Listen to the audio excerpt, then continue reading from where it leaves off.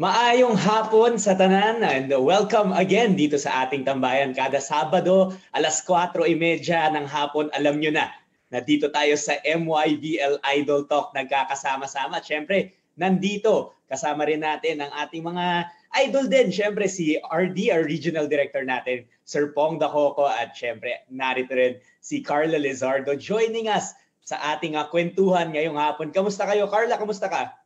I'm okay, Jod. Thank you so much for having me here again. Hello, Sir Pong. It's an honor na makakwentuhan ulit ang ating mga idols and I'm so excited to learn more about the story of our guest player for today. Oo nga, exciting. Kayo po, RD, kamusta naman dyan sa CDO?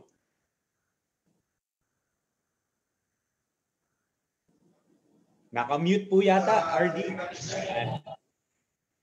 Hi, sorry. Mabuti naman. Everyone is excited dito sa 6th episode ng MYBL Idol Talk. Grabe no, nakaka-6 episodes na tayo and gumaganda lagi yung kwentuhan sa bawat episode. So excited ako dito. At syempre, ang MYBL Idol Talk ay presented to you by MVP Sports Foundation, by the MVP SF Youth League. Kasama dyan syempre ang ating chairman na si Manny V. Pangilinan, President Al Panlilio, Executive Director RG Ryan Gregorio, at ang Community Sports and Youth Development Program Director Attorney Oscar Moreno Jr. In partnership, of course, with the Samahang Basketball ng Pilipinas, Cebu Landmasters Incorporated, City of Cagayan de Oro, Cebu City, and this is powered by Smart. Carla, how excited are you dito sa makakasama natin na idol natin ngayon? Excited talaga. Alam ko na maganda yung kwento niya at maraming matututunan yung mga aspiring basketball players na humahanga sa kanya. So, without further ado, Jot, pakilala na natin. Yes. Alam na rin naman ng viewers natin dahil plinag na natin to. Kasama natin ang ating idol, syempre, na si Glenn Cobuntin. Hi, Glenn! Hi, Glenn! Hello, hi, may hapon sa taga-Cagayan. Mga taga-Cagayan. Oo, alam mo, I'm sure si RD Pong will speak for this na yung mga kababayan mo sa Cagayan de Oro, Glenn, are very, very proud, no? And they thank you na kasi alam ko malaking sakripisyo yung ginawa ninyong pagpasok sa bubble, mawalay sa pamilya, but you are bringing more than entertainment inspiration, no? RD Pong, sa mga kabataan na nanonood sa kanila. Yes, medyo matagal-tagal na din na nag-aantay yung mga bata natin na makita sila, yung mga idol nila, yung mga inspirasyon nila. And I'm sure nanonood sila last game ni Glenn, all out si Glenn last time, and I'm very sure na happy yung mga bata nakita. And now, medyo ibang experience kasi dito nakaka-interact na talaga si Glenn dito sa mga fans niya. So, maraming salamat MYBL dito sa Idol Talk na to. Well, simulan nga natin yung kwentuhan natin dito sa nangyayari na ngayon. Nasa bubble na sila, Glenn. So, tanong na rin muna kita, Glenn, to start things off, no? Nung nalaman mo na may PBA bubble, of course, you understand na you have a family, you have 2 kids, no? Isang gwapo at napakagandang mga anak mo, no? So, may pinagmanahan, bro, Kita naman yung pinagmanahan, no? Manas na mama. Was it a difficult decision to say yes, papasok akong bubble? Or was it nung nalaman mo na tutuloy ang PBA, game agad? Game akong pumasok ng PBA bubble? Una, mo yun profession mo yun So, sa akin, game talaga ako, pero yun nga, ang tagal din almost 2 to 3 months, diba? So, yung mga anak ko, hindi sanay yun na mawala ako ng gano'n ka-tagal kahit yung wife ko. So, sobrang hirap. Pero in my side, ito yung choice na trabaho ko So, I need to sacrifice naman, diba? Kasi yun naman yung bumubuhay din sa akin, sa amin. So, need to do something. Explain ko na lang maayos sa kanila. Yeah, I understand. At Glenn, dahil nga ibang-iba yung sitwasyon ngayon, ano ba yung mga adjustments na kinailangan mong gawin on and off the court, inside the bubble? Una, yung training din talaga, kung paano mo i-timing yung sarili mo sa training. Kung gaano ka-hard yung training mo sa court. Then kasi after nun, meron pa kayong gym workout eh. So, kung ano yung oras na, ang una pa, may limit yung time nyo. So, wala talaga yung extra workout. Yun yung pinakamahirap din dun eh. Usually kasi, yung ginagawa ko pag nasa Azure kami, talagang nag-extra 2 hours ako dun bago mag-training. Ngayon, parang 2 hours lang yung session namin. So, yung skills workout mo, medyo mababawasan kasi may team practice pa eh.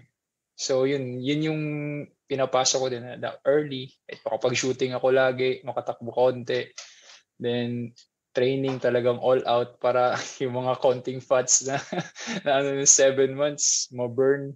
Then after nun, diretso sa gym. So para makahabol naman kahit pa paano. Uy, pero nung medyo lockdown pa, hindi pa nagkakaroon ng PBA bubble, nakikita ko naman sa IG mo, Glenn, very active ka naman ha. Laging may progress report doon. Sinusundan ko yung progress report mo sa mga workouts mo sa IG. Pero you really found di ba? Oo parang medyo creative ways to stay fit kahit na walang basketball mismo. Pero sabi mo nga, profession mo yan, you had to find a way to stay fit. Oo, kailangan yun kasi ang hirap naman pag lagi ka lang nakahiga, di ba? Porket walang bola. So, ang ginawa ko nga nun, thankful din ako sa team namin nun kasi may mga equipment kami sa gym. So, ang ginawa ko, wala akong masyadong equipment dun sa bahay namin. So, pinakuha ko ko yung mga gamit dun. So, dinala ko na lang sa bahay lahat. So, buti pumayag sila kahit paano igamit ako dun sa bahay. Kailangan talaga always ready, game shape all the time kahit ano yung sitwasyon. Pero of course, gusto rin namin malaman kung ano yung kwento mo from the very start. Then ano ba yung story of how you fell in love with the sport? Paano ka ba nagsimula sa basketball? Nagsimula yan sa cartoons eh. Sa Slam Dunk, kung naalala nyo nun. Time ko yun eh. Slam Dunk talaga. Oo. Kasi nung time ko sa Cagayan, wala kaming cable nun eh. So, pili lang yung network. So, yun, lagi ako nanonood ng channel na yun. So, lumabas yung Slam Dunk na cartoons.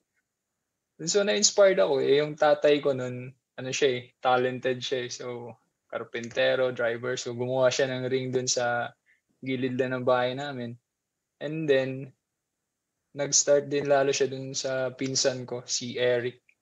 Dalawa kasi silang lalaki sa si Ralph. So, niyaya nila ako maglaro ng basketball. May liga sila. Sinama lang nila ako right away. Then doon na nag-start. Parang hindi na ako tumigil kakalaro. Hindi ko alam kung alam pa nung mga nanonood sa atin na kabataan ko ano yung Slam Dunk, Glenn. Pero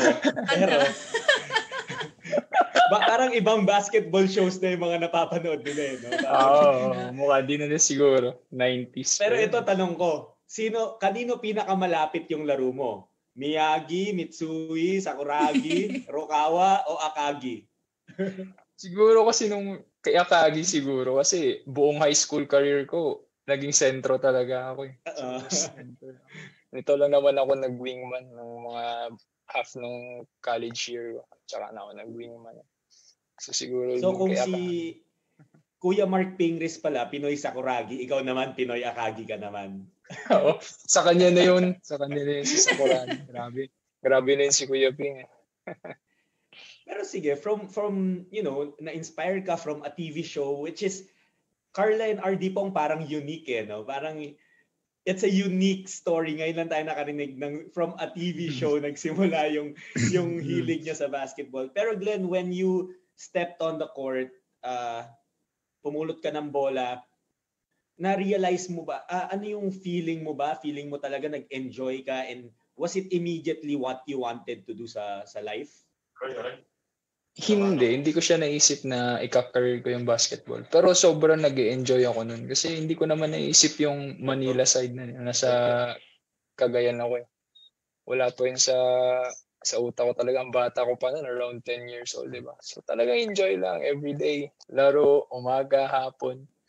And then dumating yung time na yun nga, may mga liga na dun sa place ng lola ko yan eh, sa Mulugan, Opol, doon nag-start, doon ko na naririnig na may mga player na nagpupuntang Manila doing basketball, naging varsity sila. Yun. So doon parang yung utak ko na. Oh, pwede din pala siya gawing career.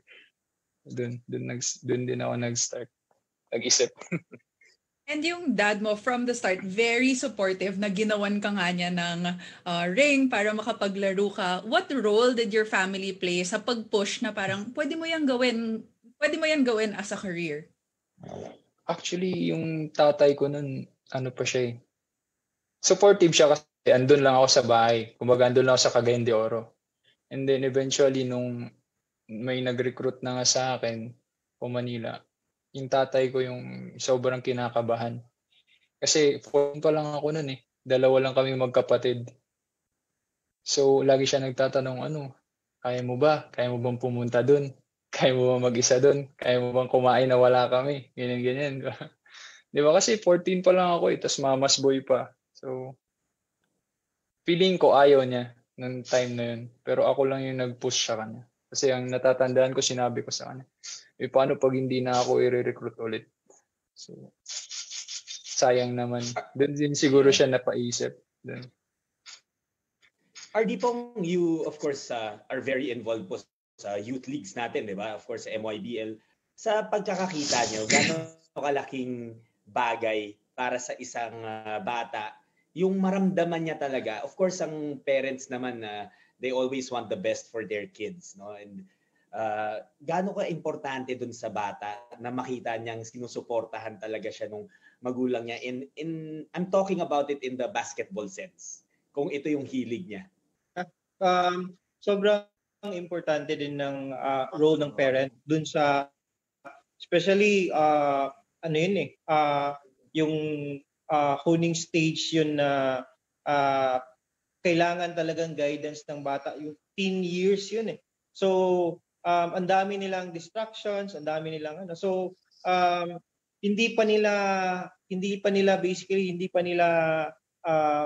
sila decided kung ano ba yung talaga yung gusto niya. Like yung sinabi ni Glenn na, 'di ba, hindi pa niya ma-imagine yung sarili niya eh. Pero yung presence ng parents doon, especially ngayon na sobrang nag-develop na din yung basketball dito sa Cagayan de Oro. Sila yung nagiging emotional support, yung pinaka-guidance talaga ng mga bata. Yun, pag yung tinatanong ng tatay niya kung kaya na ba niya doon mag-isa. So, yun, kailangan yun ng mga bata. Yung guidance talaga, parent talaga eh. Nandun yung coach, pero still the parents are very important dun sa guidance side ng growth ng players. And being recruited. Yeah. Sorry, go ahead. Go ahead, Carla. I was just gonna say na napakalaking move naman. So naintindihan ko yung fears ng parents ni Glenn na moving to Manila at such an early age. But what was it like for you making that decision? And then ano yung feeling na finally nakarating ka na nga dito to play for Letran? Ang maganda din kasi dun, yung nag-recruit sa akin, side lang din namin ng papa ko si Reynolds Dangkal. Yung uncle ko si Reynolds Dangkal. That time, naglalaro siya sa Letran. So, yung kuya niya mismo yung nagkuha sa akin nun eh. So, sila yung nagpadala sa akin sa Manila. So, hindi din ako natakot kasi may kakilala ako doon. So, kumbaga may taga Cagayan de Oro din. Tapos, same place lang namin. Tapos, tito ko pa. Yun na si Tito Ray. And then, yung coach pa namin, si Coach Meng Elmer Latone taga Cebu din. So, parang, na din ako kasi same language. So, parang nag-go din ako right away. Kasi at least kahit pa paano, nandun ako, may ka-language ako, makakausap ko lagi. So, doon yung laking bagay nun eh, no? Na mapapa-oo ka talaga kasi at least may nauna na sa'yo, di ba? Pero bago Glenn ka ni-recruit and we're talking about kung hindi po alam ng mga nanonood kasi nakilala ng karamihan si Glenn sa MU na no, playing in college. Pero he was actually recruited to Manila to play for the Letran Squires, yung high school of course ng Letran. Bago ba nun, Glenn, nagpupunta-punta ka ng Manila or yun ba yung parang one of your first trips to Manila, yung diretso ka sa paglalaro sa Letran? yun yung pinaka first trip ko sa Manila talaga. Kaya ayaw nung tatay ko kasi wala akong experience sa biyahe. So yun siguro yung kinakatakot niya. Ako, porsigido ako nun. Tapos ang ganda pa nung school mo, di ba, Latran Squires. Competitive pa yun sa basketball. So nakikita ko na kasi yung NCAA nun Yung around 14 na ako. Yan, sila Tito ko, sila Aaron Aban, yung mga ganun. So parang nag-pursue na rin ako na once na may mag-recruit sa akin, go na ako agad. Tapos yun, thankful din talaga ako sa Latran. And given that there was a piece of home na sabi mo nga meron ka ng mga kakilala, so nakatulong yon. Would you say na naging madali yung transition or malaki talaga yung kinailangan mong parang malaking challenge pa rin yung paglipat mo nga sa Manila?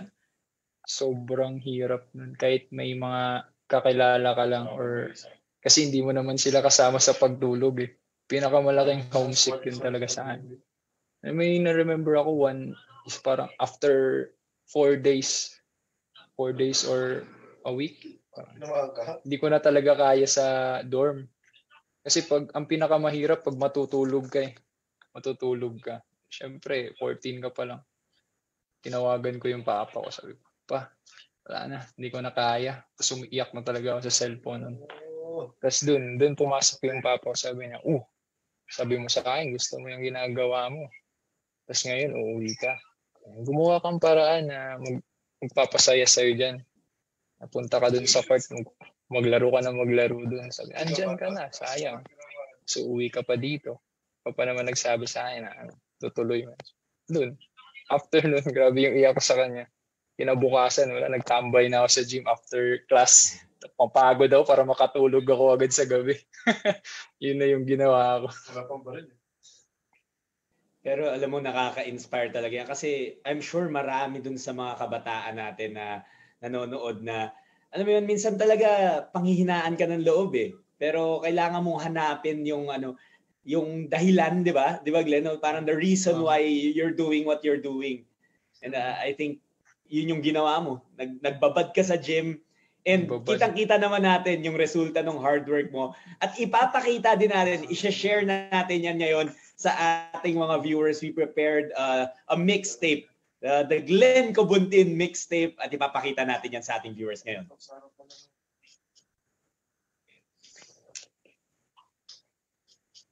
Singer. Na hindi lang pala ko yung nanghinayang.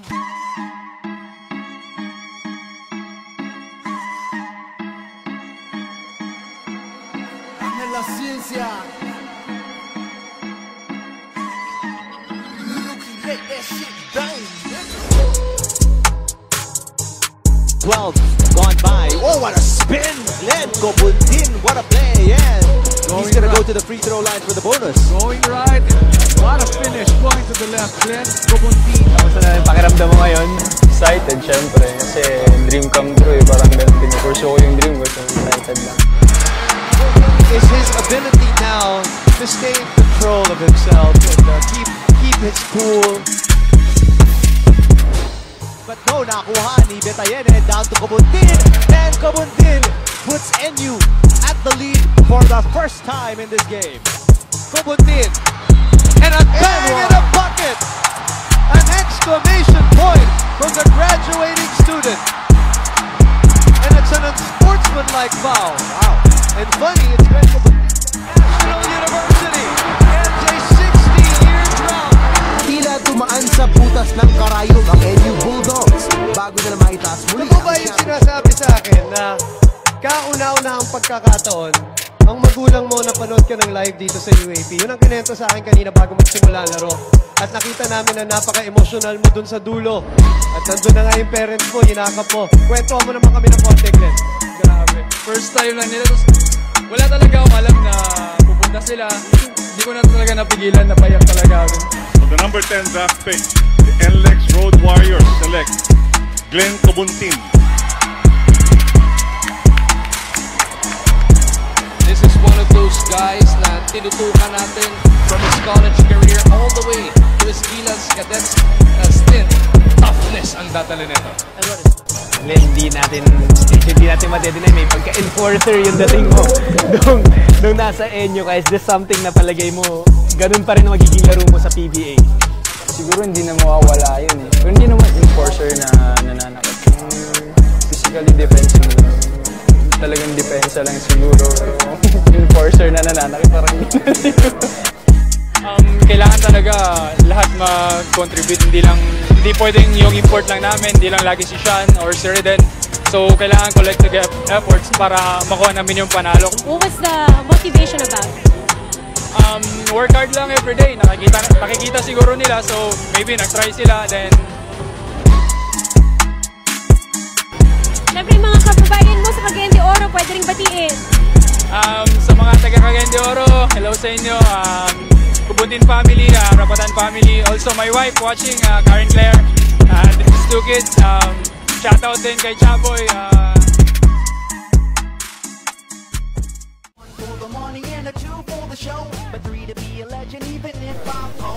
Lebron. Crush talaga, sobra. Nang makita ko niya, yayakapin ko yun. Singer. Na hindi lang pala ko yung... Yun pala yung biggest reveal. Yun nandun sa dulo. Kung sino ang athlete crush ni Glenn. Hindi yun yung in-expect ko. Pero... Ako rin, Glenn, medyo nabigla kami doon, bro. At saka, Glenn, gusto ko rin linawin na yung interview na narinig nyo nung kanina, yung sa tinanong ko yung pagiging enforcer ni Glenn, it happened siguro mga 5 or 6 years ago na yun, Glenn, no? Na in-interview kita. 6 years na. Wala akong ill intention doon, hindi ko ibig sabihin na nananakit na enforcer. Ano lang, tough guy lang. Tough guy. Na-clear up na natin years later. After 6 years. Pero ayun, I think we saw, no, kanina pinagkikwentohan natin kung paano nagsimula si Glenn maglaro, paano siya na-recruit to Manila, and we kind of saw dun sa mixtape kung ano yung nakuha niyang success. No, when he made that transfer to Manila. Glenn, I want to ask you, no, gaano kalaking door ba yun na open when you made that decision na kunin yung offer sa Letran? Sobra kasi una, yung pag-aaral mo free, 'di ba?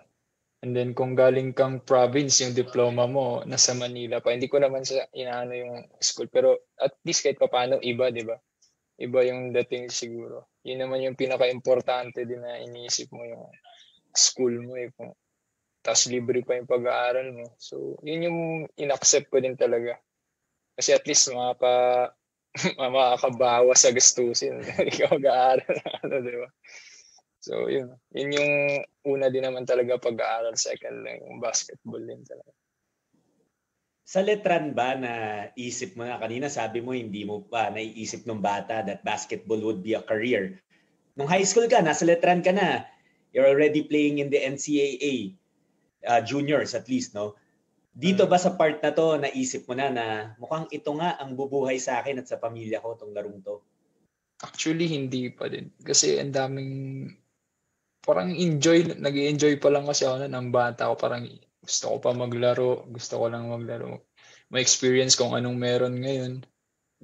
Pero eventually, nung pag-graduate ko ng high school, paglipat ko ng transition na ng doon na pumasok na life na din talaga yung basketball para sa akin.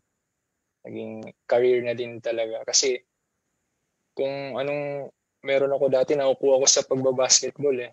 Diba? Una, may allowance ka, ganito, ganyan. May mga shoes. Bata ka pa, may libre kang shoes, di ba? So, makikita mo yung mga college na players sa Letran, ganito sila.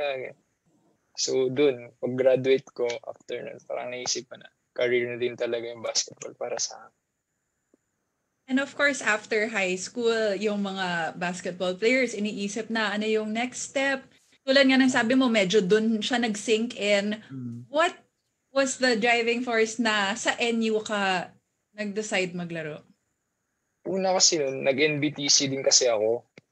So, nakikita ko na si Coach Eric nun. So parang yun, magaan yung loob ko kay Coach Eric kasi bait nilang grupo na yun eh. NBTC sila eh. So nag-Nike, nag-ano pa ako nun, parang sa Brent ba yun? Ano ba yung basta may event yung Nike nun. So nasasama ako lagi, nakikita ko si Coach Eric lagi. And then that time, di ko naman alam na siya pala yung mag-handle ng NU. So nung nagre-recruit sila, tapos nagkita kami nun, yun. So, ang gaan ng loob ko sa kanya, siya yung magiging coach ko. Siyempre, kahit pa paano, gusto ko rin mag-explore ng ibang sa career ko, di ba? Ibang coaching or ano. So, napa-oo ako dun kasi nakikita ko siya. Nakita ko na si Coach Eric right away. Okay, sige. Lipat na ako yun. RD pong si Glenn, yung kwento niya, parang he took it one step at a time. Hindi muna siya nag-look too far away. Kumbaga, yung where I am is where I'm looking at. Now, I know hindi siya ganun. I mean, everyone has their own way, di ba? Yung iba talagang they look at, as young as 10 years old, maybe they look at the PBA and they say that's the goal as early as 10 years old. Tapos pagtatrabaho nila. But for you, what has been an approach in chasing your dreams? What's an approach that you feel is a good approach para sa kabataan natin? Siguro if we talk about motivation, kung paano nila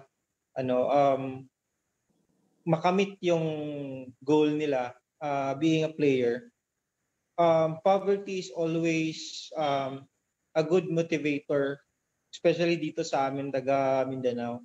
Kasi like Gio and yung mga ibang taga Cagayan de Oro, maswerte si Glenn.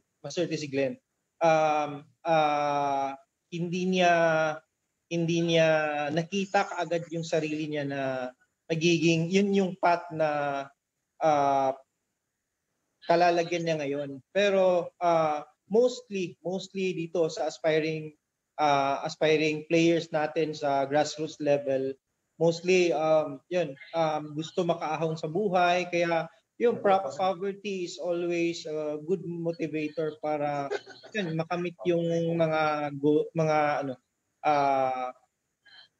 gusto nilang maging maging professional player or kahit ano sa basketball. Yung iba nagiging coach pero linya pa rin basketball eh. Pero yung pinaka bottom line madalas is yung poverty. Gustong makaahon sa buhay, yun. And actually parang naalala ko dyan yung kwento namin nila Magu, lagi namin sinasabi nung bata kami, pinangarap din namin, sabi rin namin, sana makaabot kami ng PBA. Hindi lang namin na-specify na player yung gusto sana namin. So nakaabot naman kami ng PBA. Pero medyo naka-mic lang kami usually. Pero yung kwentuhan natin, syempre, no, mula sa Cagayan de Oro, natututo ka pala maglaro. Ngayon, nasa part na tayo, nasa Manila ka. What about being Cagayan de Oro native ang dala-dala mo throughout this entire process?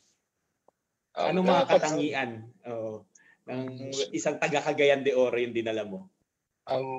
Una talaga, mga taga Cagayan de Oro, mga hard worker. Yung parents ko, ganun sila eh. Una, yung nanay-tatay ko, hindi naman sila graduate. So, nakita ko talaga sa kanila paano yung hard work. Kahit gano'n kami kahirap, parang hindi ko na-feel na naghihirap kami kasi kahit alam kong ito yung ulam namin, parang talagang provide nila na with love sa amin. So, isipin mo yung dad ko, nagda-drive lang siya ng jeep. Then, nagda-drive siya ng jeep dun sa lola ko. Then, yung mom ko nagtatahi. So, yun, talagang pagaling kang Cagayan de Oro, hard work talaga yung masasabi mo sa mga taga Cagayan de Oro. Hard worker. Nakita natin dun sa mixtape na meron kang very emotional moment playing sa NU nang dumating yung family mo. Can you tell us a bit more about that story? May kasalanan yun si Tita Marisa. Si Tita Marisa talaga kasi una, wala talaga sa isip ko na andito sila sa Manila. Kasi sobrang focus ko sa game nun eh. Camila Jello. So may mga rituals kami, may milk tea kami na tinatambayan, iniinuman. So tumatawag yung parents ko sa akin. Feeling ko talaga nasa bahay lang sila. Andun na pala sila sa bahay ni Coach Eric. Doon na sila natutulog.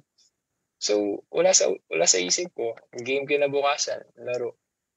Mga almost 3 minutes or 2 minutes na lang ng game. Yung wife ko, tinuro niya yung side kung saan yung tatay ko. So, sabi, yung tinuturo mo? Yung papa at mama mo andyan. So, hinahanap ko na sila. 2 minutes pa yun, ha? 2 minutes ang game, hinahanap ko sila. Tapos yun, nakita ko si papa, napaka-emotional lang. Hindi pa tapos yung laro, umiiyak na siya. Tapos nakita ko. Hindi ko din talaga mapigilan yung sarili kong umiyak. At syempre, halos half ng buhay ko, andito ako sa Manila, makikita ko lang sila. Minsan, December lang. Minsan, hindi pa ako nakaka-uwing Pasko. So, yun. Glenn, throughout the stories, dito sa kwentuhan natin, tsaka actually nga, sabi ni Carla dun sa mixtape, I think one thing evident is how strong your relationship with your parents are. No? Parang recurring siya na kwento sa lahat ng mga binanggit mo. And gaano kalaking bagay yung relationship na yun? Kasi I know mabigat din for you na yun nga, kinailangan mo silang iwan to try and provide a better life. Everything. If you could talk to us more tungkol dun sa relationship mo sa parents mo. Yung papa ko din talaga yung kasi yung mama ko, iba yung work niya. Pero yung papa ko kasi, lang siya, parang body lang sa akin. Parang talagang tinuturing niya anak, pero parang more on, mas barkada yung dating para sa akin. Kasi nagda-drive siya ng jeep. Ako po yung conductor na yun pag wala akong klase. So, tinutulungan ko siya dun sa pagda-drive niya. And then, kaya sobrang close kami nung papa ko din. Kasi, isipin mo, pag wala akong klase, pag di ko siya natutulungan, may spot ako sa lugar namin na aabangan ko yung jeep na yun kasi siya yung nagda-drive nun. Hihinto siya dun. Bibigyan niya akong pera kasi alam niya yung time na yun, maglalaro na ako ng basketball. Wala akong pamusta. So, yung time na yun, nakatambay lang ako dun sa tindahan. May tindahan kami tinatambayan. So, hihinto siya. Bigay siyang pera sa akin. So, yung mga ganung bagay, di ba? Parang nakaka-boost din sa'yo na yung parents mo. Kahit gaano kaliit na bagay, ibibigay yan sa'yo para mapasaya ka lang. So, sobrang laking bagay na sila yung naging parents ko talaga. Throughout my career, ito mga sa distraction ng buhay ko, sila yung andun to always motivate or didisiplinahin ka. So alam mo, Glenn, I know malayo ka sa parents mo ngayon, malayo ka sa kanila, but gusto namin sana i-bridge ng konti yung gap na yon. So we want to show you something. We want to show you this.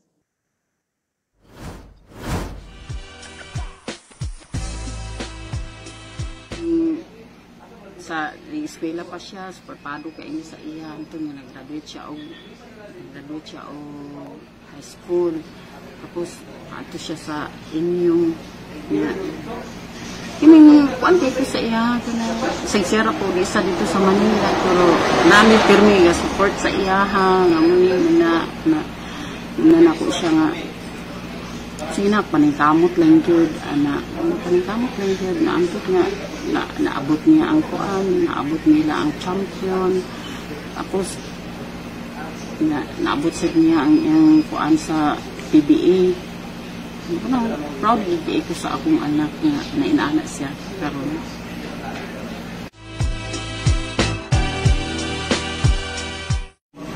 Ang ako yung anak niya.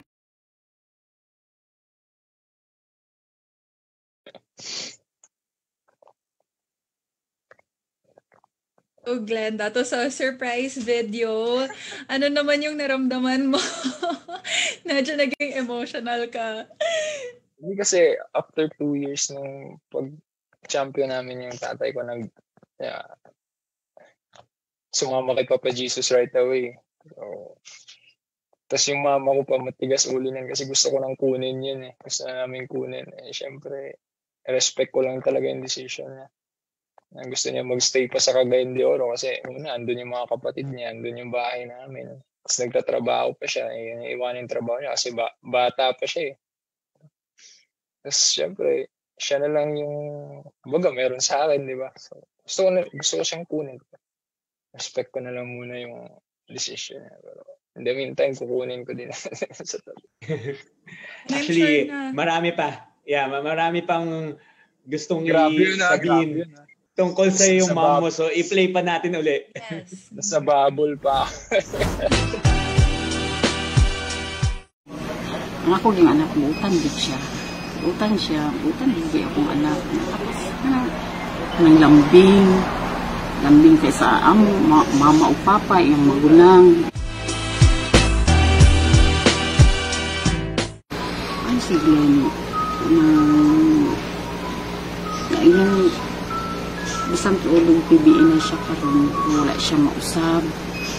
Wala siya, kung unsa siya sa una, maura gid iyang panlantaw lugar nga na. Bisang taas siya sa kuan, pero iyang panlantaw din ni ma, kanang sa ba ma, gagana ba kay maiuli din ha ma, unsay kuan diha ma, unsay kauno na po, unsay ma, lami kay ikaw. Lami kay ikaon anang kuan maimgi kaon mautan mga inaanak mo gusto gi kuan mo mukaon inana siya ka kuan dili siya yung kanang naana siya sa kuan lugar ana pwede class ka siya dili wala siya sa kanang kuan nga siya kagana anak di ama kagana kay uli sa Cagayan ma nana sa trato.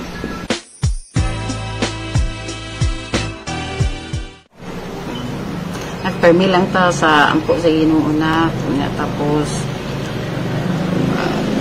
good luck sa game nya proud kagan kay mi suporta sa imo din sa Cagayan. I love you, I miss you. Buti na interview niya, napakamahiyain yan. Pagka ikaw raw, madaldal si tita. Pagtungkol sa'yo.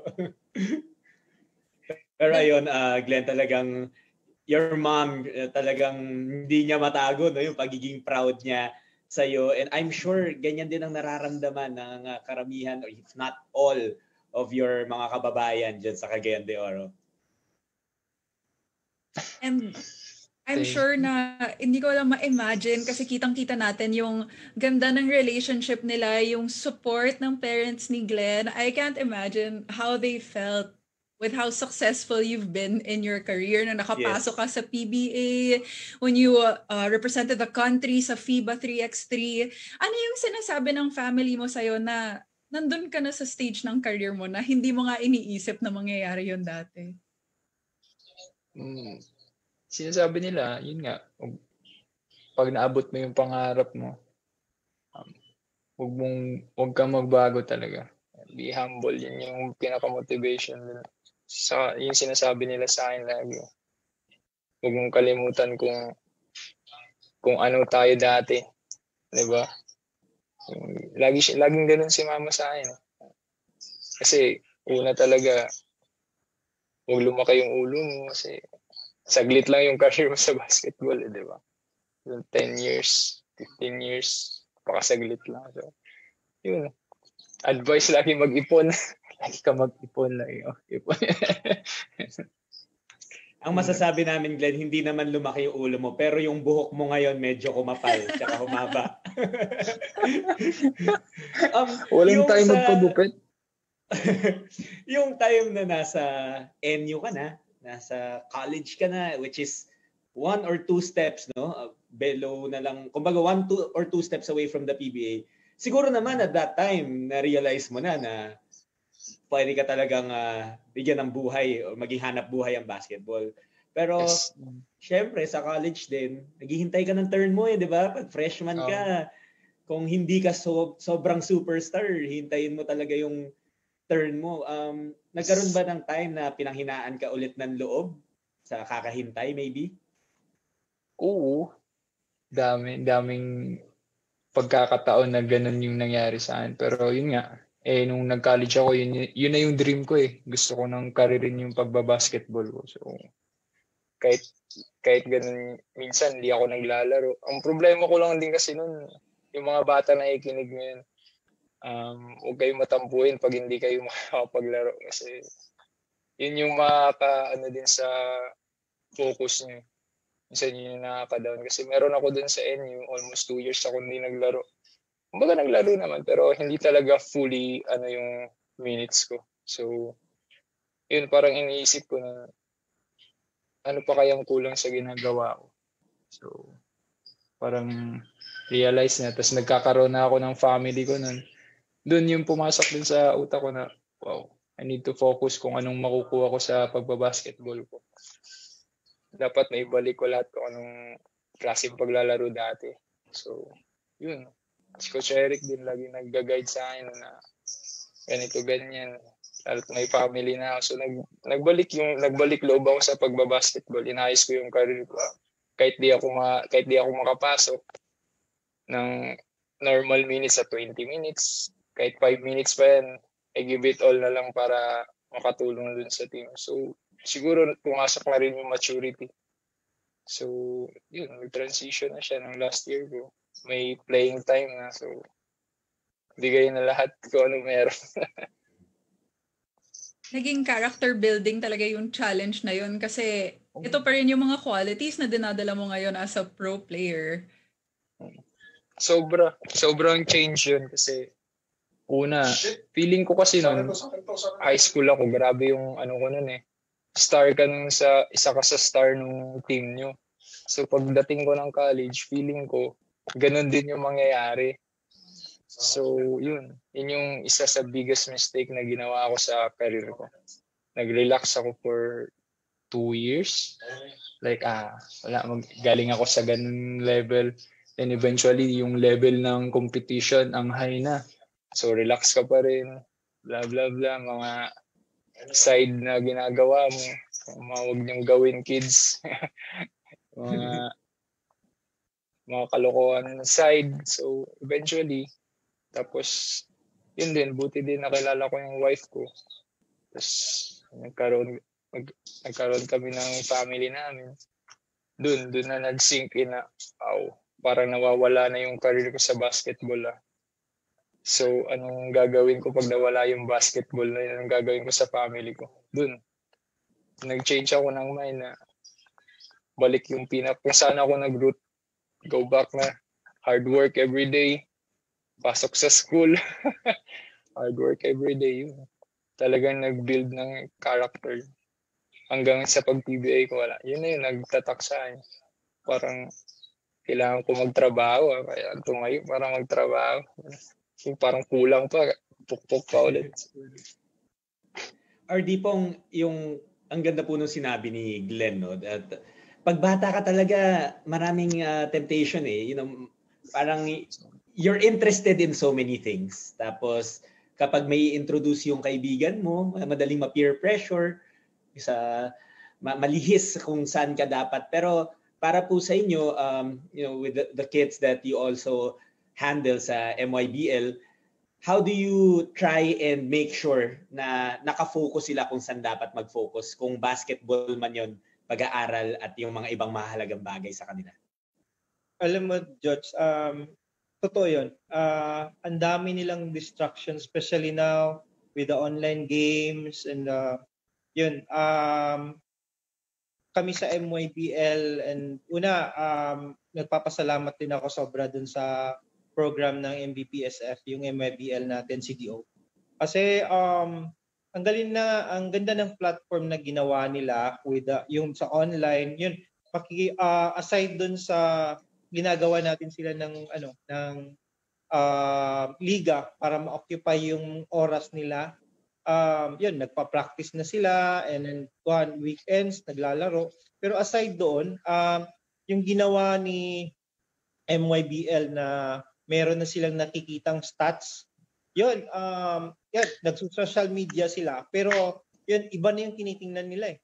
Bale, tinitingnan na nila, kita mo yung stats ko, parang andun na. Like yung fan natin mamaya, yun, nakikita nila. So, yun, malaking bagay na hindi na medyo nalilihis sa ibang patutungan yung mga oras nila, especially with the social media kasi hindi natin kontrolado pagka sila na lang eh. Pero with yung ginawa ni MYBL na nag-create sila ng stats, yung live stats where nakikita nila after the game. So yun, medyo doon na nafo-focus yung mga ano nila. Kung wala silang game, wala silang practice, yan, nagso-social media pero tinitingnan nila yung yung progress nila.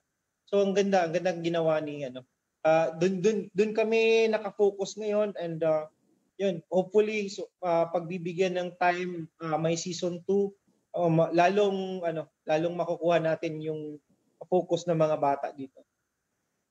Mas madali sa kanila na ma-pinpoint RD kung ano yung points of improvement. Hindi lang naman titingnan mo, 50 points ako, pwede mo rin tingnan na parang ang dami kong turnovers ngayon. Kailangan tutukan ko yung mabawasan yan, di ba? So, totoo yun. Totoo yun. Like yung I'm sure si Glenn naka-feel din yung for a time, baka na-feel mo din Glenn na yun, makikita mo, swerte sila ngayon kasi nakikita nila and siguro pag ni-review nila yung stats nila, yan, makikita mo, ang dami ko palang turnovers, medyo marami akong shots pero wala akong assist. So, doon makikita nila and even the coaches, yun, pwede nilang i-review doon sa practices nila and yun, doon na-focus, nakikita namin very effective siya when it comes to yun. I-fill in natin yung time ng mga bata kung wala sila sa practice, wala sila sa laro, nandun yung attention nila, hindi dun sa online games. Galing. Ang ganda ng the way it was shifted. Kasi syempre, it's easy nga to fall into the trap of using social media na to waste time pretty much or yung talagang sobra ka nakafocus sa social media. So I think that's a great way to be able to utilize it para mas ma-inspire nga sila to work harder when it comes to the sport. Well, the hard work of Glenn, of course, it produced a great player who is now in the PBA and has also suited up sa Gilas Pilipinas multiple times, hindi lang sa 3x3 and the SEA Games as well. I think, Glenn, siguro hindi kami magkakamali if we say na yung pagpasok mong PBA tsaka paglalaro mo sa Gilas are siguro nasa top 5 or if not top 3 na mga highlights sa basketball career mo. Puntahan muna natin yung PBA draft. Ano yung pakiramdam nung araw na yon? Isa sa pinaka-importanting araw sa buhay ng isang manlalaro. Una yung PBA draft na yun, grabe yung draft na yun eh. Grabe yung mga names ng draft na yun. Isipin mo sila Mau Tautua, Troy Rosario, Roy Suma, Baser Amer. So, hindi ko iniisip na mapapasok ko sa top 5 or top first round. So, ang iniisip ko lang talaga is kahit ma-drop ako any kind of number, any kind of round, gagawin ko yung trabaho ko dun. Kumbaga. And then, yung araw na yun, parang hindi na ako makatulog nun eh. Ano kayong gagawin ko pag natutulog ko, tulog yung wife ko sa tabi ko. Talaga hindi, kahit anong pikit ko, hindi talaga kaya. Kasi iniisip ko na bukas na para malaman ko kung anong team ako or may kukuha ba sa akin para kahit pa paano makatulong ako. Then, yun, sobrang thankful ako. Nagulat pa nga ako na nag-top 10 pa ako nun eh. Tapos yung NLEX yung sa akin, nag-draft. Nung narinig ko yung pangalan ko yun, ang unang narinig ko yung sigaw ng asawa ko dun sa 3rd floor ng Robinson. Grabe. Yung sigaw talaga niya. Kinakabahan ako pero nung sumigaw siya parang natawa na din ako sa kolo. Yun nangyari sa akin. Grabe, ilang taon na yung nakalipas rin pero sa pagkwento mo, ramdam ko pa rin yung kaba. Parang naramdaman ko rin yung emotions mo ng araw ng draft. Sobra, yun yung highlight din sa highlight ng life ko din siguro. And of course, as a basketball player or any athlete as a matter of fact, parang yung goal talaga, aside from playing professionally, of course, is to also represent the country. So, nang sinuot mo na yung jersey na nakasulat Pilipinas, ano naman yung naramdaman mo nun? Sobrang saya. Iba yung suot ng Pilipinas eh. Grabe yung pride ng jersey ng Pilipinas. Talagang, kumbaga, sundalo ka na sa isip mo eh. Kahit wala kang baril, yung bola, kailangan mong ibaril na maayos para ma-shoot. So, ganun yung utak ko nun. Nasuot ko yung jersey. I need to defend this country, diba, whatever happens. So, sobrang nakaka-proud yun. RD Pong, ano po ang pakiramdam para sa isang taga Cagayan de Oro na makakita ka ng kababayan mo na doing something as grand as representing ang ating buong bansa sa larangan ng basketball? Alam mo George, sobrang ganda ng feeling. Meron kaming ginagawa together with Mayor Oscar Moreno sa LGU na every time makakita kami ng mga like Glenn, who's representing not only the city but also the country, and sobrang pride namin na taga Cagayan de Oro to. So ginagawa namin talaga is aside sa sobrang proud kami, hindi ba yung feeling, ina-announce talaga namin dun sa mga kabataan na gayahin niyo to, gayahin niyo si Glenn, gayahin niyo yung path na tinahak niya since ganito siya, and now makikita niyo na yun, not only PBA, playing for PBA but also Gilas. So sobrang nakakataba ng puso, and I just can't imagine how proud the parents and the relatives and the friends and yung mga dating kalaro ni Glenn dito sa Cagayan de Oro. So proud of Glenn. Glenn, we're, kahit na hindi taga Cagayan de Oro, and Carla and I, hindi naman taga Cagayan de Oro, we're very proud of you kasi nga you did something na bigger than you, bigger than your team. Yun yung pagrepresenta ng bansa, and ang dami mo siguradong na-inspire dito sa mga nakikinig sa Idol Talk natin. So, pero gusto ko matanong sa iyo rin, kung merong mapipick up na lesson yung mga nanonood sa ating youth sa kwento ng pag-angat ng karera mo sa basketball, ano yung lesson na gusto mong makuha nila? Yung lesson, una, ang daming temptation sa basketball, diba? So, kung pwede iwasan yung mga temptation na yun, bad habits, huwag kayong tamad, kasi short career lang yung basketball. Pagdating mo ng PBA, hindi ka pa bata. So, every time na hawak mo yung bola, isipin mo na may mas magaling sa'yo lagi. Pagising mo kinabukasan, isipin mo na, I need to improve something pa. Huwag kang masatisfied kung anong skills na meron ka ngayon. Find way na improve everything sa'yo. Change your attitude. Kung tamad ka, gumising ka maaga. Ang motivation ko nga yan, nakakatamad tamarin. Lagi kong inisip siya. Nakakatamad tamarin Kaya nung lockdown tayo, kasi nakakatamad nga tamarin So, yun lagi sinasabi sa sarili. Yan na rin yung sasabihin ko sa sarili ko ngayon. Oo, parang kinailangan namin talaga yung reminder na yun. Alam mo, I think kitang-kita sa laro ni Glenn yung yung perseverance, yung hard work. Tsaka kasi if I remember correctly, for me lang to, alam mo Glenn, pinapanood kita ngayon naglalaro sa PBA, sa Terra Firma, parang it's the same way you played nung nasa college ka pa, nung una ka naming napapanood. Na tama si RD Pong kanina talagang all out every game, do whatever it takes para sa matulungan yung team mo. And I know, mas mahirap pa yung circumstances nga dyan, di ba, na nasa bubble kayo. What's the biggest sacrifice for you na nandyan ka sa bubble?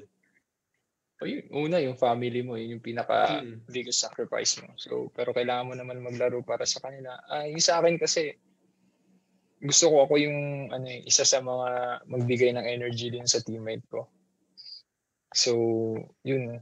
Yung kung paano ako maglaro ng college, same as now kasi kailangan mo i-maintain din yun Hindi ka pwedeng bumaba kasi ang daming players na pataas every year may drafting. So, kailangan ko i-maintain or tumaas palagi. So, every game parang i-take mo na yun yung last contract mo. Last contract mo sa PBA. So, 101%. Yun. Go! Go hard. Alam nyo, Carla and RD pong, bago tayo lang mag-live kanina, tinitingnan ko lang yung mga ni Glenn sa Instagram ulit. Sabi ko sa'yo, tinitingnan ko yung progress report ng mga workout mo.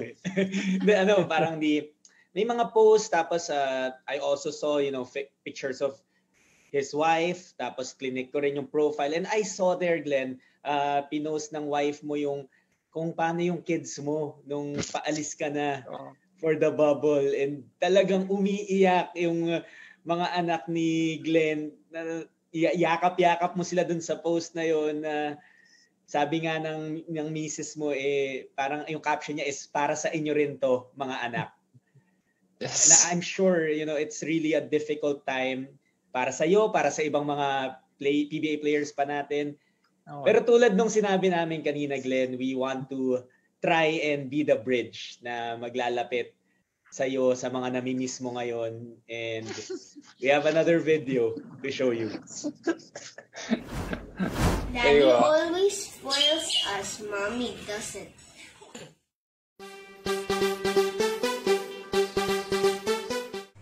Mommy's happy because we always travel. Daddy always likes us to eat like fruits and veggies. And no pig, and no hot dog, and no pancit canton, and no fighting.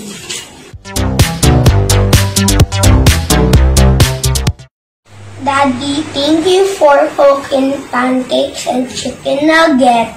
And thank you for always playing with us. Daddy, I miss you because I want to play with you and all of us. Daddy, try your best to win the game so we can have our dream house. Thank you. I love you.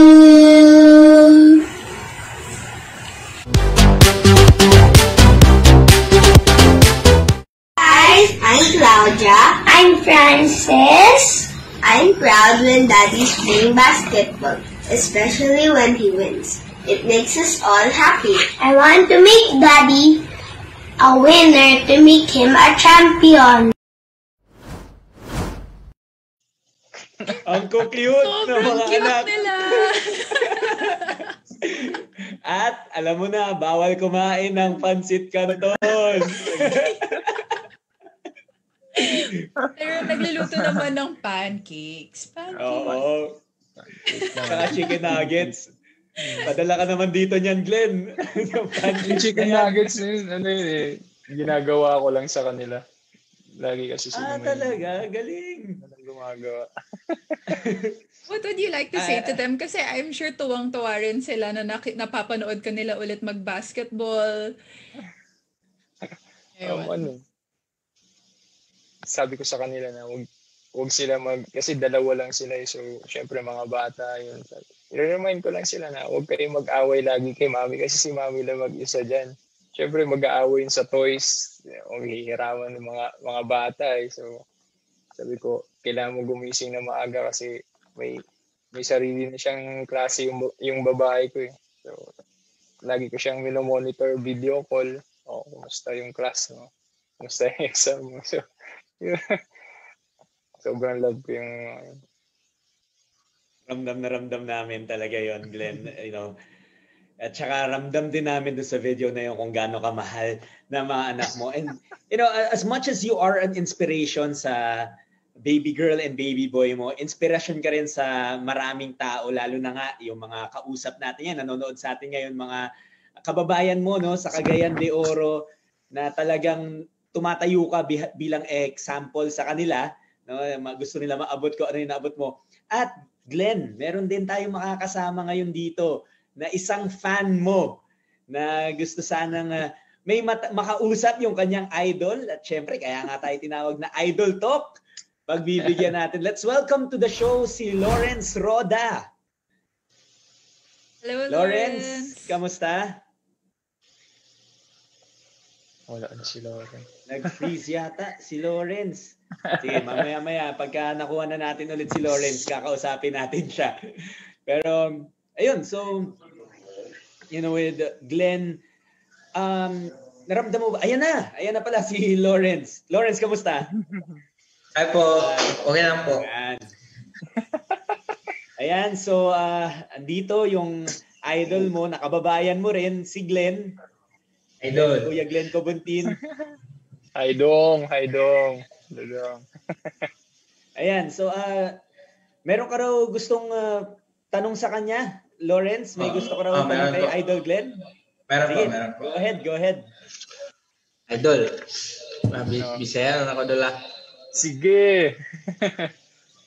Kinsa man imong kuandol kanang imong inspirasyon sa pagdula o basketball? Akong inspirasyon syempre, imong mamagpapa. Sa imong edad siguro, imong pamilya. Pamilya gid ang pinaka-inspirasyon ako. Okay, eventually magbuhat ra gyapon kag imong pamilya. So mas malaki na yung inspirasyon mo kasi lumalaki yung family mo. So, para sa akin, family talaga yung pinaka-inspirasyon. Kaya ako naman ginagawa yung pagbabasketball kasi para sa ilaha, diba? So, family, number 1. Idol, unsa man imong ma-advise sa mga nga para sa mga nga kasugod pa og basketball? Ayaw pag tinapulan dong. Ayaw pag tinapulan kung gusto ka mag-basketball. Okay mag-enjoy pero limitaan mo yung pag-i-enjoy mo. Kumbaga, alam mo yung kabulo ka unsay time sa training ug unsay time sa enjoyment. Okay? Isa gina makadaot ang sobra kapag enjoy.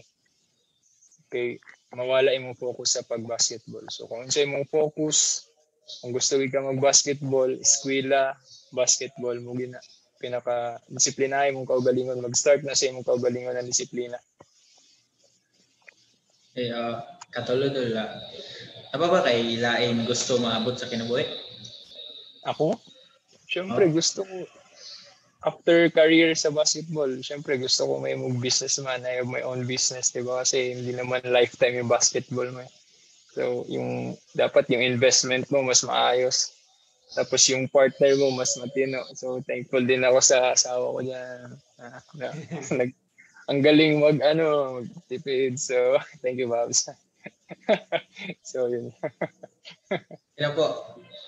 Ayan, alam mo ba, Glenn, itong proud sigurado si Lawrence, no, nakababayan kanya, Glenn, pero dapat maging proud ka rin, Glenn, dito kay Lawrence kasi siya actually ang MVP dati ng 15 under ng MYBL. At banggitin ko na rin yung in-average niya dun sa MVP season niya. Okay lang naman, 27.2 points, 2.8 rebounds, 4.2 assists, 1.2 steals. Okay lang, no? Pwede na? Oo, di ko pa na-average yan sa buong career ko eh. Yung best player ko, 18 points lang ata ako dun. Baga nasa 16 points ay average yan. So the best yan, pangalagaan mo yung average na yan. So, pero wag mo masyadong ilagay sa utak mo na magaling ka na porket nag-average ka ng ganun. So keep working hard. Yan yung sinasabi ko, hanap ka ng ibang paraan na mas ma-improve pa yung sarili mo. So, huwag mo ilagay sa utak mo na magaling ka na. Yun yung laging sinasabi sa akin. Huwag mo ilagay. Ha? Ayo dong. Salamat dong. Carla, dun sa mga nanonood sa atin, no, meron ding mga gustong magpabate or kumustahin si Glenn. May mga tanong din kay Glenn. Actually, ang gaganda nga ng mga comments kasi ang ganda talaga ng mga advice na shinare ni Glenn. Maraming matututunan yung mga younger players na nanonood. Sabi ni Arnilda Ruzol, a player with dignity, self-respect, down-to-earth, responsible, dedicated, giving his best to contribute to the team no matter what it takes. At sabi naman ni Aya Panaligan, always an honor to support a good player, a good father, and a good friend. God bless you, your fam, and your team. Looking forward to seeing you play again. Yan, no? Grabe talaga yung audience no, na mother-in-law ko yung isa dun. Talaga? Oh, pero ay, supportive. Pagaling ka. Ayan, actually Glenn, no, yung comment section natin ngayon, sobrang daming mga nai-inspire, nagsasabi nila na ang laking bagay daw ng mga shinare mong kwento kasi maraming nakaka-relate sa mga pinagdaanan mo di ba? Dahil may kanya-kanya tayong kwento pero usually may similarities naman na konti So yan yung mga na-inspire. Tingnan natin kung meron pa tayong mga comments that we can read. Itong may tanong si Tyler Makasiling Lim. Sabi niya, Idol Glenn, paano mo na-balance yung studies mo pati sa college na kung saan ka pa nag-bloom, no? Paano mo raw na-balance while you were playing that well?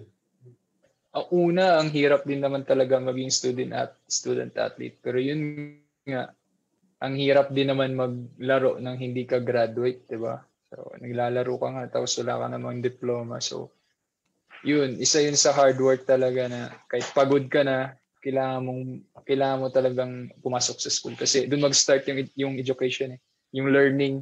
Iba yung learning ng basketball, iba yung learning ng school. So para sa akin, mas importante din yun. Kasi may diploma ka, tapos may family ka, di ba? At least yung anak mo, kung magiging athlete man sila, may mapapakita kang diploma sa kanila. You need to go to school din. Huwag lang puro laro. And RD Pong, syempre gusto natin mabigyan ng avenue yung mga basketball players natin sa CDO using the MYBL platform. Pero syempre yan din ang isang paalala lagi natin na kailangan never makalimutan ang pag-aaral. Yes, si Glenn, yung ginagawa niya ngayon, I'm sure he's very busy pero binigyan pa rin niya ng time kasi yung makita mo yung idol mo na sinasabi niya na ito ako dati tapos ngayon ito yung gagawin niyo dapat, ito yung path na dapat niyong tahakin. Gusto niyo maging successful sa basketball? Yun, sinabi ni Glenn kanina, mag-aral kayo mabuti. Tapos makinig kayo sa mga parents niyo. Yun, sobrang importante nun. And Glenn, thank you. Sobrang nagpapasalamat kami in behalf sa mga kabataan dito, mga grassroots level na players natin. Sobrang malaking tulong nun. Sobrang malaking big deal na marinig nila galing sa'yo kung ano yung ginagawa mo, kung anong dapat gawin ng isang player, di ba? Mag-aral, makinig sa parents, yun. Tapos disiplina, yun yung sinasabi niya kay Lawrence kanina yung tinatanong ni Lawrence, ano yung dapat namin gawin. So yun, sinabi niya na yun, disiplina, tapos mag-aral, yun, importante. So Glenn, maraming salamat sa pag-advise mo. Not only Lawrence, but also yung sobrang daming nag-idol sa'yo dito sa Cagayan de Oro. Yun. Thank you. Salamat, Coach. Tuwing napupunta nga yung PBA sa Cagayan de Oro, nakikita mo talaga yung admiration ng mga younger players sa mga sa mga nakaabot na sa PBA tulad nga ni Glenn. So, ang gandang role model na ito nga yung advice na binibigay mo kasi syempre malaking responsibility rin na ikaw yung hinahangaan ng mga younger generation. So, I'm sure ang dami talagang na-pick up ng mga younger basketball players ngayon. Tapos may mga tanong pa nga tayo, Carla, ito. Hi po kuya, ask lang kadtong bata pa ka na ano ba sa imong huna o imong ambisyon masulod sa PBA? From Cryan Tam. Bata pa ako. Yun nga, sinabi ko kanina parang hindi ko pa masyadong inisip kasi school naman yung pinunta mo dun eh.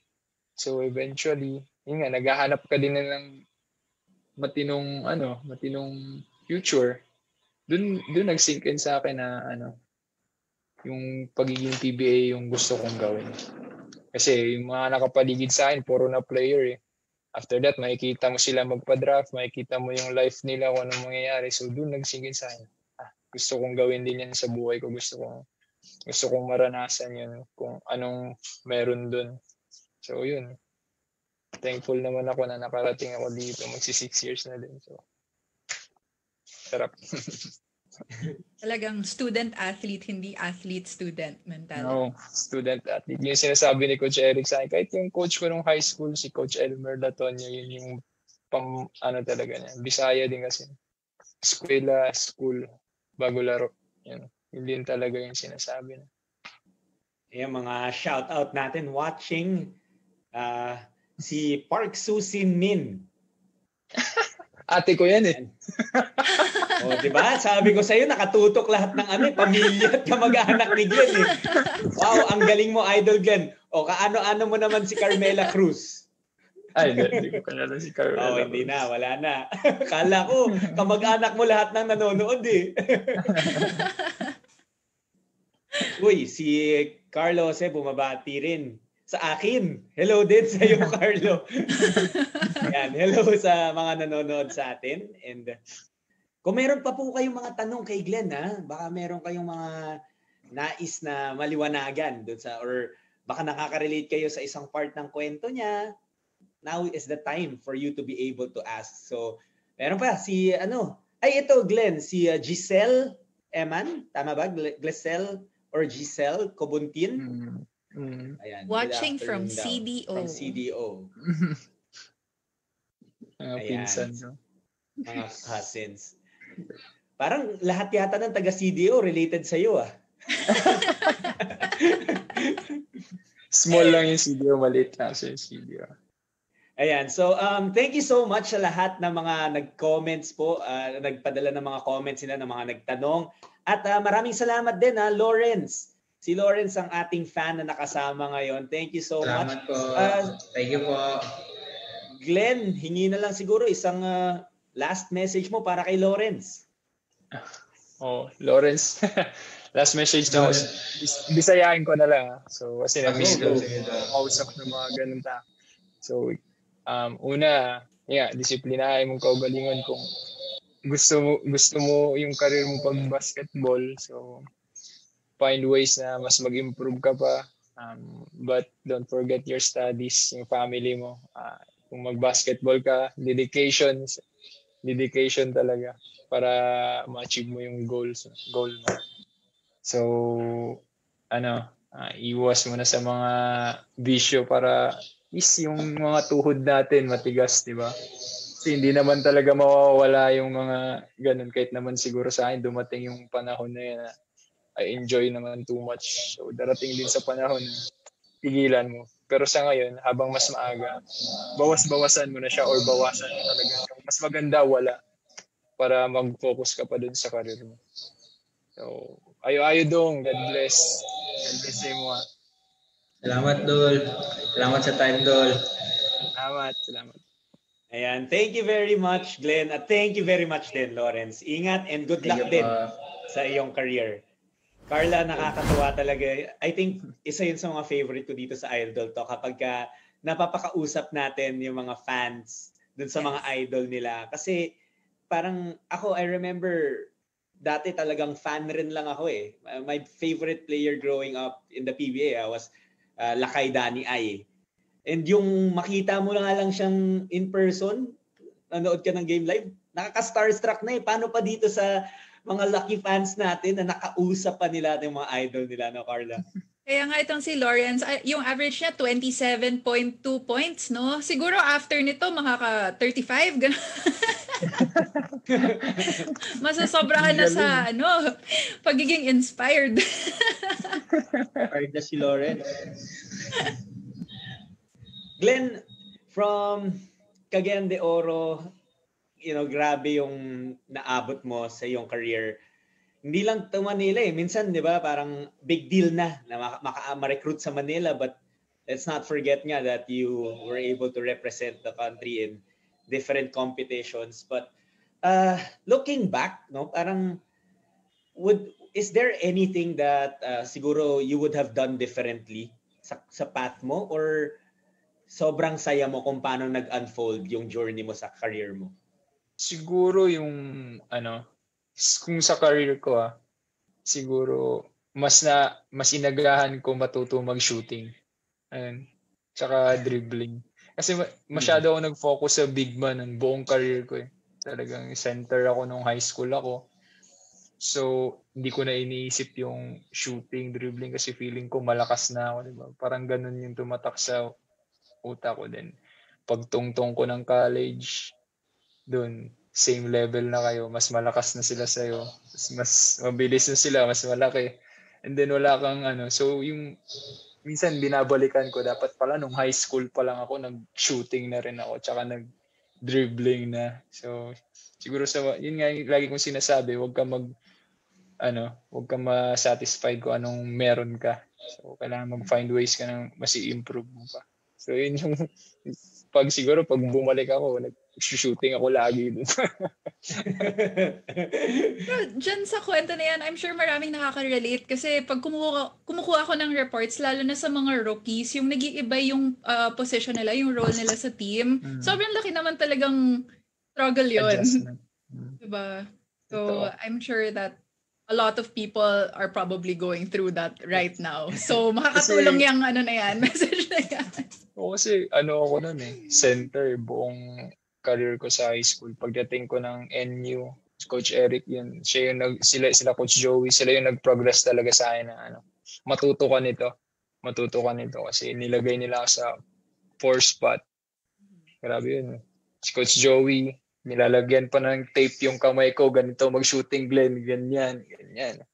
Tapos yung lahat na ng shooting drills din, ginawa ko sa kanila shooting machine. Pero paano doon nag-enjoy din ako at paano nakikita ko naman yung pagkakaiba ng tira ko. So yan, tinuloy-tuloy ko na din. Yun. And alam namin na tuloy-tuloy pa ang career mo. Yes, RD po. Maganda na share din na-open up ni Glenn yun. Kasi yun talaga yung madalas na nagiging challenge ng mga taga dito. Pag malaki ka na,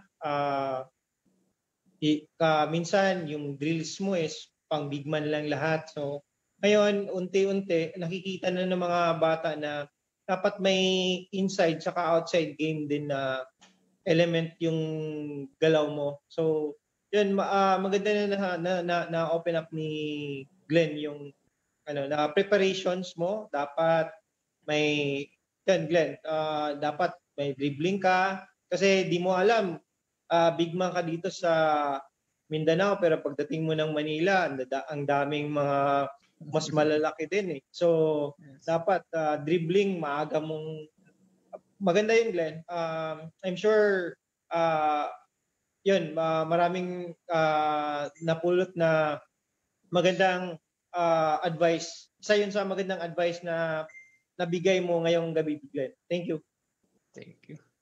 Ayan. So, very, very, very inspiring talaga yung kwento ni Glenn, no? Excuse me.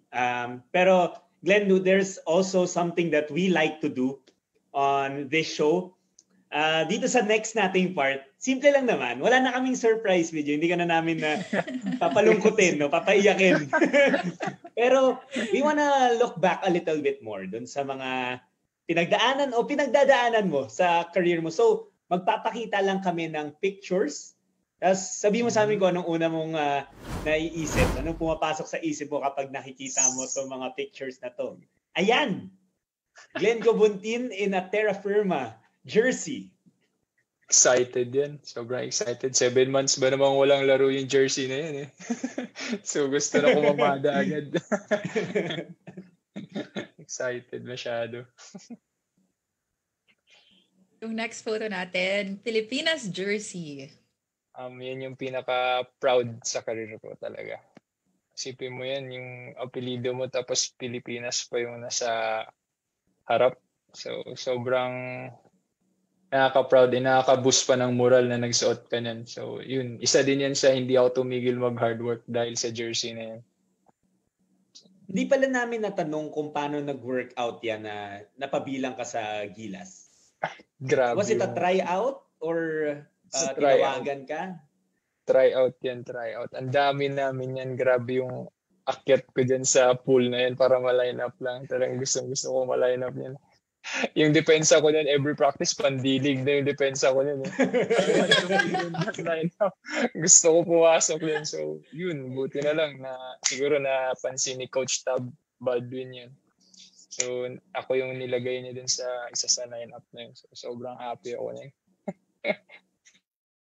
Well, it's another proof that hard work talaga pays off. Ito, susunod nating picture, yung surprise moment nung when your dad showed up. Hindi ko ma-explain daddy ko yun. Wish ko nga dapat andito pa siya para mas makita pa na yung pag-progress ng life ko. So, that's it. That's life. Sabi ko, sobrang mahal ko yung papa ko na yun. Everything, kung anong meron ako, pasalamat ako siya yung naging tatay ko. Kasi kung di rin dahil sa kanya, wala ako dito. Hindi ko ma-experience kung ano yung mga ginagawa ko ngayon. Sabi, Pops. Sigurado kami, Glenn, na nakangiti ang dad mo ngayon from heaven, seeing the man, the father, and the basketball player you've become. Sige, let's show more photos. Ito naman, syempre, meron din kay Mommy. Number 1 fan ko yan eh. Hindi nagsasalita eh. Pero sobrang love ko yung mama ko na yan.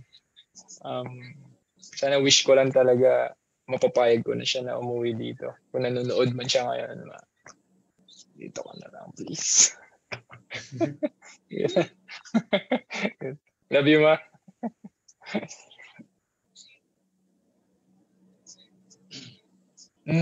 Campus ng NU. Isa yun sa mga pinakamahal kong school. So, pag napapabalik ako dyan sa school na yan, grabe yung memories dyan. Unang-una naisip ko yung sila Coach Eric, management namin dyan, sila Sir Manny, yung mga tumulong sa akin kung saan din ako nakaupo or nakatayo ngayon. Sila yung nag-guide talaga sa akin. So, sobrang blessed ako na napunta ako sa school na yan. Sobrang, kumbaga, isa din yan sa school na naghubog kung anong meron ako ngayon. Well, speaking of mga schools na tumulong mag-form sa'yo, ito naman, Letran. Yung pinakauna, first yan din talaga. Kasi kung hindi din dahil sa recruitment ng Colegio de San Juan de Letran, hindi din ako mapupunta sa NU. So, una, papasalamat ako kay Coach Elmer and sa buong Letran. Kasi, syempre, tinanggap nila ako. So, nag-practice pa ako sa kanila, di ba? So, thankful ako sa school na yan kasi sila din nag-open sa akin na mas mag-aral pa kasi ang ganda ng school na yun eh. Ang hirap din kaya mag-aral. So, mga teacher ko dyan na sobrang babait na mga teacher ko dyan. Imagine, mga teacher ko dyan dati, pupuntahan pa kami sa dorm para gisingin kami kasi para pumasok sa school. Isipin mo saan ka makakita ng teacher na ganyan sa school na yan. Sobrang babait ng mga teacher. Thank you. And our last photo, yeah.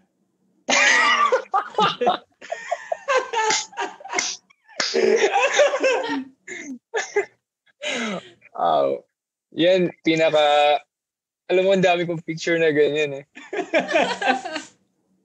Nakakamiss. Kasi yung bahay namin, yung kung saan kami nakatira dati, tabing ilog yun. Malapit kami sa ilog.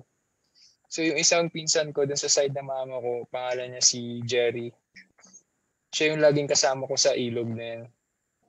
Lagi kami naliligo ng ilog. Kaya ganyan yung kulay na yan. Isipin mo, kasi yung bahay niya, kung yung bahay nila, nandun sa kabilang ilog. So parang tatawid ka pa, sasakay ng bangka. So ang ginagawa ko dyan, nilalangoy ko yun papunta sa kanya. Tinatawid ko yung ilog din. Galing! Oo. Grabe yung itsurang yan, yung batang yan. Sobrang enjoy yun sa Cagayan de Oro yung itsurang yan. Kung hindi natin, Carla, pinakita to ngayon, nakita mo lang tong picture na to, iisipin mo ba si Glenn yan? Hindi, sobrang hindi. Ako rin, hindi ko makikilala eh. Sa description nakasulat, picture of young Glenn. So akala ko parang naka-jersey, ganyan. Hindi, sobrang iba na itsura mo. Ayan, ang look back natin at the story, the career, the continuing career of Glenn Cabuntin. And Glenn, again, nagpapasalamat kami. Napakalaki mong inspirasyon sa mga kababayan mo sa Cagayan sa mga kababayan mong Pilipino and sa lahat ng humahanga at sumusuporta sa iyo. RD Pong, baka po meron kayong gustong message for Glenn after everything he's shared today. Una, salamat Glenn. I know you're very busy sa games mo and the practices, but still laan ka ng oras para sa mga bata na nanonood, iniidolo ka. Sana pagpatuloy mo lang yung pagiging magandang example dun sa mga bata. Ngayon alam mo na ang dami-dami nilang naglo-look up sa iyo, lahat ng ginagawa mo tinitingnan nila. So sobrang laki din ng role mo in and out of the court na tinitingnan kanila. Sana keep safe always, galingan mo, good luck sa games, and God bless future endeavors mo. Thank you, Glenn. Thank you. Salamat. Carla, ikaw naman, what was the highlight para sa'yo nung mga kwento ni Glenn na story niya of his career? I really love how close he is to his family, to his parents, to his kids. And I think na napakagandang role model talaga ni Glenn para sa mga nanonood na mga young basketball players. And aside from that, ang ganda rin ng mga advice na binigay niya. Very practical, always study and look beyond the PBA. Look beyond your basketball career. Mag-ipon. I think that these are things na talagang kailangan malaman ng younger generation. And syempre, tanong na rin natin si Glenn. Glenn, once again, we thank you sa pag-share ng kwento mo. And I know we asked you this a while ago na rin. Pero kung may matututunan niya yung ating kabataan, kung meron silang mapipick up dun sa mga pinagdaanan mo, how do you want to be an inspiration sa mga kabataang gustong sumunod sa mga naabot mo sa buhay? Siguro gawa sila sarili nilang gusto siguro. Kasi ako may sarili akong gusto eh. So yung talaga kung dream nila maging basketball, look nila yung sarili nila as a basketball player din talaga, di ba? So kasi iba naman yung ginagawa ko. Pero kung na-inspire sila din sa kung ano mang ginagawa ko ngayon, thank you. Pero mag-start yan sa sarili mo. If you want it, you can do it naman, di ba? Pag nasa utak mo na gusto mo yung bagay na ginagawa mo, why not? So, start on yourself kahit anong mangyari. So, pero kung na-inspire kayo dun sa mga sinasabi ko, thank you kasi yun yung napagdaanan ko talaga. So, yun nga, kung maging player ka, work hard lang ang dyan. Ang masasabi ko, work hard. That's it. Thank you so much, idol nating lahat, Glenn Cobuntin, for sharing your time here with us today. And of course, for RD Pong and for Carla Lizardo. My name is John Smith. Maraming salamat sa pagsama po sa amin ngayon sa MYBL Idol Talk. Of course, presented by MVP Sports Foundation, MVPSF Youth League, our chairman, Manny V. Pangilinan, our President, Al Panlilio, Executive Director, Ryan Gregorio, at ang Community Sports and Youth Development Program Director, Attorney Oscar Moreno Jr., in partnership with the SVP sa mga basketball ng Pilipinas, Cebu Landmasters Incorporated, City of Cagayan de Oro, and Cebu City, powered by Smart. Alam nyo na, next Saturday ulit, 4:30, malalaman nyo na soon kung sino namang idol makakasama natin. But for now, Idol Glenn Cobuntin, maraming salamat ulit sa pag-share mo ng kwento. Good luck at ingat dyan sa PBA bubble. And we hope na makakwentuhan ka namin soon. Pwede din mag-shoutout. Oo naman, sige. Panigurado na nanonood yung mga... Siyempre binabati ko yung lola ko, si Mama Gingging, Cobuntin family, Mama Gingging, stay healthy. Siyempre si Mama Arn, palakas ka lagi, please. And then yung mama ko, stay safe, ikaw lang dyan. Stay safe lagi, ma. Rapatan family sa Biasong, sa Upol, mga tao sa Upol. Yun. Sa mga taga-Mulugan, hi. And then sa mga taga-Nabotas, Prince Chaboy, John Ron Will Rosol. Keep mo yung card ko na Lebron. Thank you. Yung athlete crush niya. Athlete crush ni Glenn. Ayan, maraming salamat ulit sa lahat ng tumutok ngayon at sana po ay na-inspire kayo sa kwento ng ating idol. See you all next Saturday again, 4:30 p.m. May bago tayong idol na mga kasama. Bye, guys. Thank you. Bye. Bye.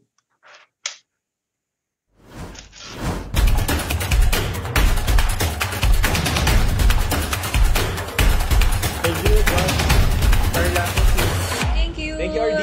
Thank you. Thanks, RD. Thank you. Solo, thank you.